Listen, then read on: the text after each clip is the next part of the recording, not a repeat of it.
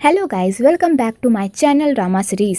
Episode 3 तक की कहानी आपको पिछले वीडियो में बता चुकी हूँ, जिसका लिंक आपको मेरे वीडियो सेक्शन में मिल जाएगा।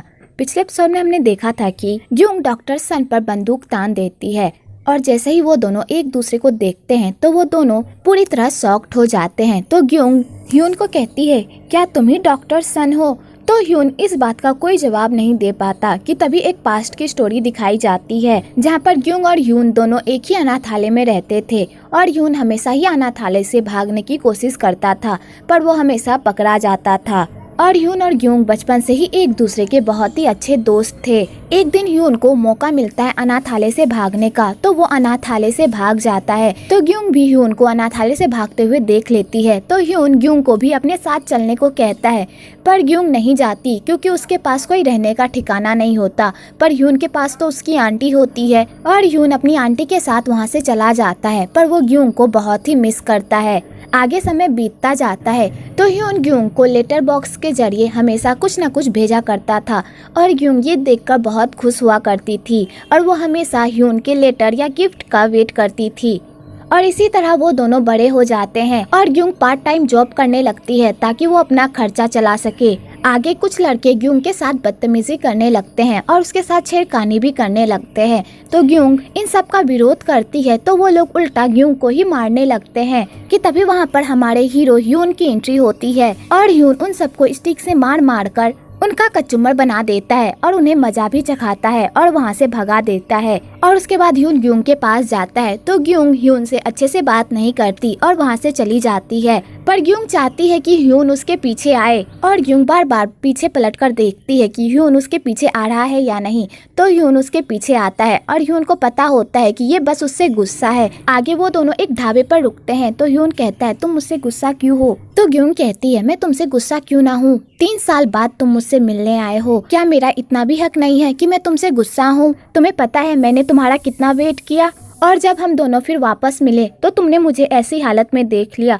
तो बताओ मुझे कितनी शर्मिंदगी महसूस हो रही होगी तुम्हारे सामने आने से। तो ह्यून कहता है, इसमें शर्मिंदा होने वाली क्या बात है, इसमें तुम्हारी कोई गलती नहीं थी, ये सब तो उन लोगों की गलती थी। मैं तुम्हें एक बात बताता हूँ, ये दुनिया एक शीशे की तरह है, जितना तुम इस शीशे को जितना कोसोगी, गाली दोगी और इसे तोड़ोगी तो ये शीशा उतना ही तुम्हें चोट पहुँचाएगा। अब इसलिए हंसो, क्योंकि जितना तुम हंसोगी उतना ही तुम्हें ये दुनिया खुशमिजाज और हंसी खुशी लगेगी, इसलिए खुद को बदलो। आगे ह्यून ग्यूंग को अपनी स्टोरी सुनाता है और कहता है, मेरी माँ एक कोठे वाली थी। जब मेरी माँ को पता चला कि वो प्रेग्नेंट है तो कोठे के सारे लोगों ने कहा कि वो अपना बच्चा गिरा दे, क्योंकि मेरी माँ बच्चा रखकर काम नहीं कर सकती, जिस वजह से उन लोगों का बहुत ही नुकसान हो रहा होता है। पर मेरी माँ ने अपना बच्चा नहीं गिराया और उन्होंने मुझे बड़े प्यार से जन्म दिया। जब मैं बड़ा हुआ तब मैंने डिसाइड कर लिया था कि मैं अपने पापा से बदला लेकर रहूंगा, क्योंकि उन्होंने मुझे इस तरह फेंका जैसे कचरे के डिब्बे में कोई कचरा फेंकता है। तो ग्यूंग कहती है, तुम्हें तो अपने पापा के बारे में पता भी नहीं है, तो फिर तुम उनसे कैसे बदला लोगे? तो ह्यून कहता है, हाँ मुझे मेरे पापा के बारे में नहीं पता, पर वो इसी दुनिया में है और वो कहीं ना कहीं मजे में ही अपनी लाइफ जी रहे होंगे। मैं उन्हें ढूंढ कर उनसे बदला लूंगा। और ह्यून ग्यूंग को कुछ पैसे देता है अपने खर्चात पूरे करने के लिए, पर ग्यूंग लेने से मना कर देती है और कहती है, मैं पार्ट टाइम जॉब करती हूँ, मैं उससे अपना खर्चा चला लूंगी, मुझे तुम्हारे पैसे नहीं चाहिए। आगे ह्यून ग्यूंग को एक घर गिफ्ट करता है और कहता है, ये घर तुम्हारे लिए, मैंने तुम्हारी पेंटिंग जैसा घर ढूंढने की बहुत कोशिश की पर मुझे कहीं भी नहीं मिला। तो ग्यूंग कहती है, झूठ मत बोलो, ये घर तो मिल ही जाता, ये बोलो ना तुम्हारे पास पैसे ही नहीं है ये घर खरीदने के लिए। तो ह्यून कहता है, तुम सही कह रही हो। तो ग्यूंग कहती है, मैं तो मजाक कर रही थी, ये घर भी बहुत ही अच्छा है, मैं इस घर को बहुत ही अच्छे से सजाऊंगी। आगे ग्यूंग ह्यून को बताती है कि उसने डिसाइड कर लिया है कि वो फ्यूचर में क्या बनना चाहती है। तो ह्यून पूछता है, तुम क्या बनना चाहती हो? तो ग्यूंग कहती है, मैं बड़ी होकर एक पुलिस ऑफिसर बनूंगी। तो ह्यून ये सुनकर थोड़ा शॉक्ड हो जाता है। आगे ग्यूंग पुलिस ऑफिसर बन जाती है और सब उसे बधाइयाँ देने आते हैं, पर ह्यून नहीं आता। तो ग्यूंग ह्यून को कॉल करती है पर ह्यून उसका कॉल नहीं उठाता, पर वो उसे दूर से ही देखता है और कहता है, अब तुम लाइफ में कुछ बन गई हो, अब तुम्हें मेरे सहारे की कोई जरूरत नहीं है, अब तुम खुद की रक्षा खुद ही कर सकती हो। और ह्यून ग्यूंग को गुड बाय कहकर फोन वहीं फेंक कर चला जाता है और ग्यूंग से मिलता भी नहीं। तो ग्यूंग बहुत ही सैड हो जाती है कि ह्यून उससे मिलने नहीं आया। तो सोमी ग्यूंग से पूछती है, तुम किसका वेट कर रही हो? तो ग्यूंग कहती है कोई जिसका मैं वेट कर रही हूँ। और मैं चाहती हूँ कि वो मुझे ऐसे देखे। तो सोमी कहती है क्या वो तुम्हारा बॉयफ्रेंड है?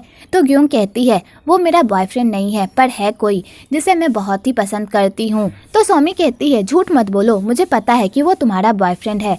और वो दोनों इसी तरह बात करते करते वहाँ से चले जाते हैं। आगे पास्ट की स्टोरी खत्म हो जाती है। तो ग्यूंग ह्यून से पूछती है क्या सच में तुम ही डॉक्टर सन हो? तो ह्यून कहता है जैसा तुम सोच रही हो वैसा कुछ भी नहीं है। दूसरी तरफ एक शार्प शूटर उन दोनों पर निशाना ताने हुए होता है। तो शार्प शूटर किसी से बात कर रहा होता है और कहता है वो दोनों मेरे टारगेट पर हैं, तो बताइए आगे क्या करना है। तो वो शार्प शूटर ह्यून की तरफ गन पॉइंट करता है, लेकिन बाद में वो ग्यूंग पर गोली चला देता है। तो बेचारा ह्यून ग्यूंग को कुछ बताने ही वाला होता है, उससे पहले ही ग्यूंग की मौत हो जाती है। तो ह्यून ग्यूंग के पास जाने ही वाला होता है कि तभी वहाँ पर पुलिस आ जाती है और ह्यून को वहाँ से जाना पड़ता है। आगे वहाँ पर ह्यूंग भी आ जाता है और ग्यूंग की ऐसी हालत देखकर बेचारे के तो पैरों तले जमीन ही खिसक जाती है। और ह्यूंग ग्यूंग को उठाने की बहुत कोशिश करता है पर वो नहीं उठती कि तभी एक बंदा ग्यूंग के हाथ पर भी गोली चला देता है और ग्यूंग बेहोश होने ही वाला होता है कि तभी वो खुद को संभाल लेता है और ग्यूंग को संभालता है और उसे पकड़कर खूब रोता है। इधर सोमी और हांजू एक साथ मिलकर ड्रिंक कर रहे होते हैं और ग्यूंग को याद कर रहे होते हैं, क्योंकि जब भी वो दोनों कोई कांड करती थी और इस वजह से उन लोगों को पुलिस स्टेशन जाना पड़ता था, तो हमेशा ग्यूंग ही उन लोगों की बेल करवाती थी। ग्यूंग और सोमिन सगी बहनें नहीं होती, बल्कि वो दोनों अनाथालय में मिली होती हैं, पर वो दोनों एक दूसरे से सगी बहनों वाला प्यार करती है। चाहे वो दोनों एक दूसरे से कितना भी क्यों ना लड़ ले, पर उन दोनों को एक दूसरे की बहुत परवाह होती है। दूसरी तरफ जब डिटेक्टिव हू को इस बारे में पता चलता है कि ग्यूंग अब इस दुनिया में नहीं रही, तो वो पूरी तरह पगला जाता है और पागलों की तरह करने लगता है। तो सारी डिटेक्टिव मिलकर डिटेक्टिव हू को संभालते हैं। अगले दिन मिन्सू को पुलिस एकेडमी से कॉल आता है और वो लोग उसे बताते हैं कि उसका पुलिस एकेडमी में सिलेक्शन हो गया है। तो सोमिन जैसे ये सुनती है तो वो खुशी के मारे उछलने लगती है और अपनी दोस्त को भी ये खुशखबरी सुनाती है। तो उसकी दोस्त भी उसे देखकर बहुत खुश होती है कि तभी सोमिन को पुलिस की तरफ से कॉल आता है कि उसकी बहन अब इस दुनिया में नहीं रही। तो सोमिन जैसे ये सुनती है तो बेचारी के तो पैरों तले जमीन ही खिसक जाती है। आगे सोमिन ग्यूंग के पास जाती है और ग्यूंग को देखकर वो बहुत रोती है। तो हुंजू सोमिन को संभालती है। दूसरी तरफ ह्योंग को भी होश आ जाता है, तो ह्योंग ऐसी ही हालत में हॉस्पिटल से चला जाता है। आगे डिटेक्टिव ह्योंग को बताते हैं कि ग्यूंग का पोस्टमार्टम हो गया है और उसके पोस्टमार्टम से पता चला है कि वो प्रेग्नेंट थी। और मुझे नहीं लगता कि ग्यूंग को इस बारे में पता होगा। अगर उसे इस बारे में पता होता तो वो कभी भी इतने खतरनाक मिशन पर नहीं जाती। तो ह्योंग ये सुनकर तो पूरी तरह टूट ही जाता है और सीधा ग्यूंग से मिलने जाता है और ग्यूंग की कब्र के पास वो रिंग रखता है और कहता है मैं तुम्हें रोमांटिक अंदाज में प्रपोज करना चाहता था, लेकिन अब वो नहीं हो सकता, इसलिए मैं तुम्हें इस तरह प्रपोज कर रहा हूँ। कि तभी वहाँ पर ह्यून भी आता है ग्यूंग को श्रद्धांजलि देने के लिए, पर वो दूर से ही ग्यूंग की कब्र को देखता है और कहता है मैंने तुम्हारा साथ इसलिए छोड़ा था क्योंकि मुझे लगा कि तुम जिससे प्यार करती हो वो तुम्हारी रक्षा करेगा, पर मुझे माफ कर दो, मुझे किसी पर भी भरोसा नहीं करना चाहिए था, मुझे तुम्हारे साथ रहना चाहिए था और तुम्हारी रक्षा करनी चाहिए थी।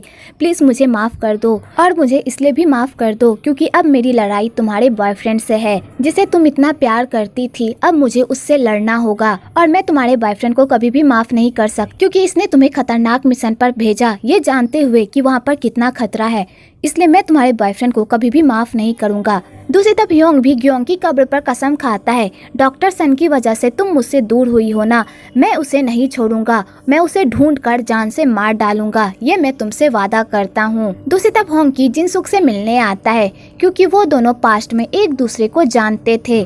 तो जिनसुक होंकी को देखकर कहती है मिन तुम तो बहुत बूढ़े हो गए हो। तो होंकी कहता है तुम जरा सी भी नहीं बदली, तुम पहले जैसी थी वैसी ही अब हो। और वो लोग कुछ और बात करने ही वाले होते हैं कि तभी वहाँ पर डिटेक्टिव आ जाता है, तो होंकी वहाँ से चला जाता है। दूसरी तरफ मिन्सू अपनी बहन की याद में अपनी बहन का यूनिफॉर्म पहनती है और उसे पहनकर अपनी बहन को इमेजिन करती है कि तभी वहाँ पर ह्योंग आता है और मिन्सू को पासबुक देता है और कहता है ये तुम्हारी बहन ने तुम्हारे लिए जमा किया था, ये लो पैसे और अपनी लाइफ आराम से जियो। और ये कहकर ह्योंग वहाँ से जाने लगता है। तो मिन्सू कहती है मैं तुम्हें कभी भी माफ नहीं करूँगी क्योंकि अगर तुम मेरी बहन को उस खतरनाक जगह पर नहीं भेजते तो शायद मेरी बहन आज जिंदा होगी, लेकिन मैं तुम्हें ब्लेम भी नहीं कर सकती क्योंकि जितने दर्द में मैं हूँ उतने ही दर्द में तुम भी होगे, लेकिन जिसकी वजह से मेरी बहन की मौत हुई है मैं उस डॉक्टर सन्स के बच्चे को बिल्कुल भी नहीं छोड़ूंगी। इसलिए मैं तुमसे रिक्वेस्ट कर रही हूँ, प्लीज मुझे अपने टीम में शामिल कर लो। वैसे भी मैं पुलिस वाली बन ही चुकी हूँ।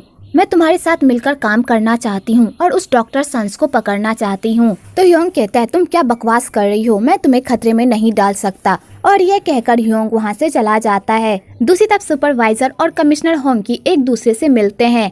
तो सुपरवाइजर होंकी को बताते हैं कि उन्हें प्रोसिक्यूटर ऑफिस से कॉल आया था, वो लोग जिनसू को कल ट्रांसफर कर रहे हैं जेल में। तो होंकी ये सुनकर पूरी तरह शॉक्ड हो जाता है। तो सुपरवाइजर होंकी से डॉक्टर सन्स के बारे में पूछता है, आखिरकार वो कौन है। तो होंकी कहता है, मैंने भी उसके बारे में अभी सुना है, मुझे भी उसके बारे में कुछ ज्यादा नहीं पता, अभी इन्वेस्टिगेशन चल रही है, आगे मुझे जब कुछ पता चलेगा तो मैं आपको जरूर बताऊंगा। दूसरी तरफ ह्योंग सारे टीम मेंबर्स को ये ऑर्डर दे रहा होता है कि चाहे कुछ भी हो जाए, हमें डॉक्टर सन्स को किसी भी कीमत पर पकड़ना है। कि तभी वहाँ पर डिटेक्टिव हु आ जाते हैं और ह्योंग से ही लड़ने लगते हैं और कहते हैं, तुम्हारी वजह से ग्यूंग की जान गई है, अगर तुम ग्यूंग को इतने खतरनाक मिशन पर नहीं भेजते तो आज ग्यूंग हमारे साथ होती, ये सब तुम्हारी वजह से हुआ है। और हु ह्योंग पर बंदूक भी तान देता है और इसी बात को लेकर दोनों में लड़ाई होने लगती है। तो सारे डिटेक्टिव मिलकर उन लोगों को छुड़ाने लगते हैं कि तभी वहाँ पर रिपोर्टर आ जाती है और उन लोगों की लड़ाई करते हुए पिक ले लेती है। आगे डिटेक्टिव इस मामले को संभालते हैं और रिपोर्टर चा के साथ डिनर करते हैं और उसे डॉक्टर सन्स के बारे में इंफॉर्मेशन देते हैं और उसे बताते हैं कि डॉक्टर सन्स के ही वजह से ग्यूंग की जान गई है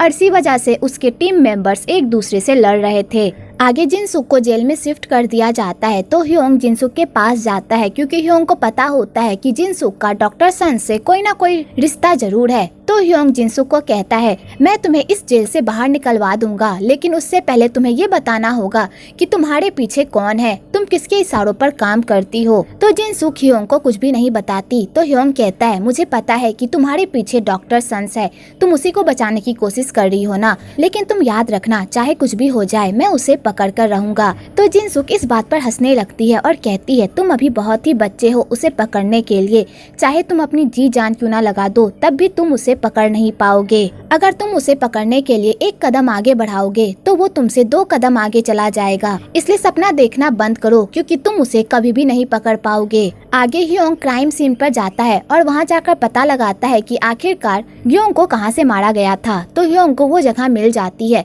तो ह्योंग वहाँ से निशाना लगाता है तो उसका निशाना एकदम परफेक्ट बैठता है। तो ह्योंग को ये बात समझ में नहीं आती, अगर वो बंदा चाहता तो वो उसे जान से भी मार सकता था, लेकिन उसने उसके हाथों पर ही गोली चलाई और उसे जिंदा छोड़ दिया। आखिरकार क्यों? दूसरी तरफ मिनसू अपने काम पर होती है और अपना काम कर रही होती है कि तभी उस स्टोर का मालिक मिनसू की मजबूरी का फायदा उठाता है और उसे नशीली ड्रिंक करवाकर उसके साथ बदतमीजी करने की कोशिश करता है। लेकिन तभी मिनसू को होश आ जाता है और मिनसू उस बंदे को खूब मारकर वहां से भाग जाती है और उसके स्टोर से अपने मेहनत के पैसे लेकर वहां से चली जाती है। तो उसे जाते हुए एक औरत देख लेती है। आगे वो बंदा मिनसू पर केस कर देता है कि वो उसके स्टोर से चोरी करके भाग गई और जब उसने उसे रोकने की कोशिश की तो मिनसू ने उस पर हमला कर दिया। तो ह्योंग मिनसू के पास जाता है और कहता है, कल ही मैंने तुम्हें इतने सारे पैसे दिए थे, फिर तुम्हें पैसों की क्या जरूरत पड़ गई जो तुमने चोरी की। तो मिनसू कहती है, तुम्हें लगता है कि मैंने चोरी की है, मैंने ऐसा कुछ भी नहीं किया है, इसलिए मेरी हथकड़ी खोलो।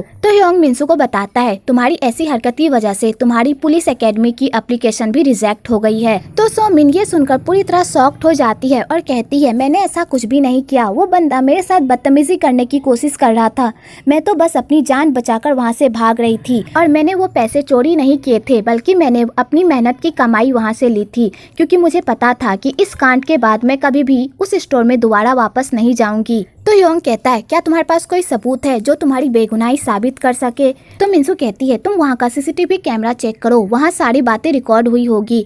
तो ह्योंग कहता है, उस स्टोर का सीसीटीवी कैमरा काम नहीं कर रहा था। तुम्हें क्या लगता है, अगर वो बंदा तुम्हें फंसाने की कोशिश कर रहा था तो क्या वो पीछे कोई सबूत छोड़ेगा? बिल्कुल भी नहीं, उसने तुम्हें पूरी तरह फंसा दिया है। तो बेचारी मिनसू चुप हो जाती है। आगे ह्योंग मिनसू के सामने एक ऑफर रखता है और कहता है, तो ह्योंग कहता है, तुम अपनी बहन की मौत का बदला लेना चाहती हो ना, तो फिर मेरे साथ मिलकर काम करो, मैं तुम्हें एक अंडरकवर एजेंट बनाकर जेल भेजूंगा और तुम्हें जेल जाकर जिनसुक पर नजर रखनी है और उसके भरोसे को जीतने की कोशिश करनी है, क्योंकि जिनसुक ही वो कड़ी है जो डॉक्टर सन्स से जुड़ती है। अगर तुम डॉक्टर सन्स के खिलाफ से कोई सबूत लेकर आ गई तो तुम दोबारा पुलिस ज्वाइन कर पाओगी। एक क्रिमिनल बनकर पूरी लाइफ गुजारना चाहती हो फिर, या ये काम करके पुलिस में दोबारा ज्वाइन होना चाहती हो? तो मिनसू ह्योंग की बात मान लेती है और इस चोरी के इल्जाम में जेल चली जाती है। तो ह्योंग की आत्मा ह्योंग को कहती है, तुम मेरी बहन के साथ क्या कर रहे हो? तुम उसे ऐसे खतरनाक मिशन पर कैसे भेज सकते हो? वो अभी बच्ची है, वो ये सब हैंडल नहीं कर पाएगी। तो ह्योंग कहता है, मैंने उसे फोर्स नहीं किया है, वो खुद ये सब करना चाहती है। तो ह्योंग कहती है, क्या तुम बच्चे हो? क्या तुम्हें दिखाई नहीं दे रहा कि वो ये सब हैंडल नहीं कर पाएगी? क्या तुम ये चाहते हो कि जिस तरह मैं मरी उसी तरह मेरी बहन भी मर जाए? तो ह्योंग कहता है, प्लीज मुझे माफ कर दो, लेकिन मैं पीछे नहीं हट सकता और सो मिन ने ये सब खुद चुना है। आगे ह्योंग स्टोर के मालिक से मिलने जाता है और उसे धमकी देता है कि वो अपना केस वापस ले ले और अगर उसने केस वापस नहीं लिया तो वो उसे झूठे इल्जाम में फिर से जेल करवा देगा। तो वो स्टोर का मालिक पूरी तरह डर जाता है और केस वापस लेने के लिए मान जाता है। तो ह्योंग कहता है, आज से मेरी नजर तुम पर ही रहेगी, अगर आज के बाद तुमने कोई भी गलती की तो मैं तुम्हें नहीं छोड़ूंगा। उसके बाद ह्योंग कमिश्नर मिन के पास जाता है और उन्हें अपने प्लान के बारे में बताता है। तो कमिश्नर मिन ये सुनकर हैरान होते हैं और कहते हैं, क्या हम सो मिन पर भरोसा कर सकते हैं? क्या वो इस मिशन को पूरा कर पाएगी? तो ह्योंग कहता है, वो इस मिशन को पूरा जरूर कर पाएगी, एक बार आप मुझ पर भरोसा करके तो देखिए। तो कमिश्नर कहता है, ठीक है, मैं इस बारे में सोचकर तुम्हें बताऊंगा। आगे कमिश्नर भी ह्योंग को परमिशन दे देते हैं। तो ह्योंग सो मिन से मिलने के लिए जेल में जाता है और उसे पूरा प्लान समझाता है और कहता है, तुम्हें जिनसुक के वार्ड में ही रखा जाएगा, जहाँ से तुम जिनसुक पर आराम से नजर रख पाओगी और तुम्हें जिनसुक की हर बात हमें बतानी होगी। तो सो मिन कहती है, ठीक है। तो ह्योंग सो मिन से एक बार और पूछता है, क्या तुम सच में ये मिशन करना चाहती हो? तो सो मिन कहती है, हाँ, मैं ये मिशन करना चाहती हूँ अपनी बहन के लिए और अब मैं इस मिशन से पीछे नहीं हटूंगी। दूसरी तरफ ह्यून चर्च के बाहर बैठा हुआ होता है और ग्यूंग का दिया हुआ नेकलेस देखता है, क्योंकि जब उन दोनों की पहली मुलाकात हुई थी तब ग्यूंग ने उसे वही दिया था। कि तभी ह्यून को लगता है कि उसके बगल में कोई बैठा हुआ है। तो ह्यून अपनी बंदूक उस पर तान देता है, लेकिन जब ह्यून उसे देखता है तो वो कोई और नहीं बल्कि ह्यून का बचपन वाला रूप होता है। तो छोटा ह्यून बड़े ह्यून से पूछता है, तुम्हें क्या लगता है, तुम क्या कर रहे हो? तो ह्यून कहता है, मुझे नहीं पता मैं क्या कर रहा हूँ, और ये कहकर ह्यून खूब रोता है। आगे कमिश्नर मिन घर जा रहे होते हैं कि तभी उन्हें किसी का कॉल आता है और वो बंदा उन्हें पार्क में बुलाता है। तो मिन उस बंदे से मिलने के लिए पार्क में जाते हैं कि तभी पार्क की लाइट धीरे धीरे बंद होने लगती है और दूसरी तरफ दूर से ही ह्योन कमिश्नर मिन पर गन ताने हुए होता है और उन्हें कॉल करता है और पूछता है, तुमने ग्यूंग को उस जगह पर क्यों भेजा जब तुम्हें पता था कि वो जगह कितनी खतरनाक है? फिर तुमने उसे वहाँ पर क्यों भेजा? तो कमिश्नर मिन कहते हैं, मैंने ग्यूंग को वहाँ पर नहीं भेजा, मुझे तो पता भी नहीं था कि ग्यूंग वहाँ पर गई है, तुम मेरा भरोसा करो। तो ह्योन कहता है, ग्यूंग को किसने मारा मुझे बताओ। तो कमिश्नर कहते हैं, मुझे नहीं पता कि ग्यूंग को किसने मारा है, अभी भी इसकी जांच चल रही है, जैसे ही मुझे कुछ पता चलेगा मैं तुम्हें बता दूंगा। तो ह्योन को कमिश्नर पर बहुत गुस्सा आता है और ह्योन कमिश्नर के बैग पर शूट कर देता है। तो कमिश्नर थोड़ा पैनिक हो जाते हैं और कहते हैं, मुझे पता है कि तुम्हें बहुत दुख हो रहा है, अगर तुम इस तरह रिएक्ट करोगे तो हमारा सारा प्लान चौपट हो जाएगा। और एक बात मैं तुम्हें याद दिला दूं, अगर तुमने मुझे यहाँ पर मार दिया तो ये सच कभी भी बाहर नहीं आ पाएगा कि तुम एक पुलिस हो। वेल, जब मुझे ये बात पता चली थी कि ह्योन एक पुलिस वाला है तो मुझे ये बात सुनकर बहुत खुशी मिली थी। वेल, मैं ये बात सुनकर तो खुशी के मारे उछलने लगी थी। वेल, आपको ये न्यूज सुनकर कैसा लगा कमेंट में जरूर बताइएगा। तो ह्योन को पूरा यकीन हो जाता है कि कमिश्नर को भी नहीं पता कि ग्यूंग को किसने मारा है। तो ह्योन अपनी बंदूक नीचे कर लेता है और खूब चिल्लाता है और खूब रोता भी है। और यहीं पर एपिसोड 4 खत्म होता है। अगर आपको ये वीडियो अच्छी लगी हो तो एक लाइक जरूर करें और मेरे चैनल को सब्सक्राइब करना तो बिल्कुल ना भूले।